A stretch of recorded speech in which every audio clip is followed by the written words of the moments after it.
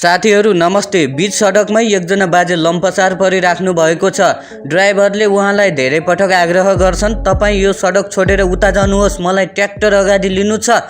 र पटक पटक भनिरहँदा पनि बाजेले मान्नुहुन्न, झन् हातमा लौरी देखाउनुहुन्छ र नमानेपछि जसरी भए पनि ट्र्याक्टरलाई त अगाडि लिनै पर्नेछ।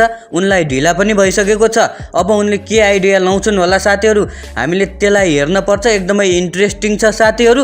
त्यतिन्जेलसम्म तपाईँहरू सच्चा नेपाली हो र नेपालको झन्डालाई माया गर्नुहुन्छ भने एक लाइक र सब्स्क्राइब गरिदिनु होला। साथीहरू साइड काटेर जान्छन्।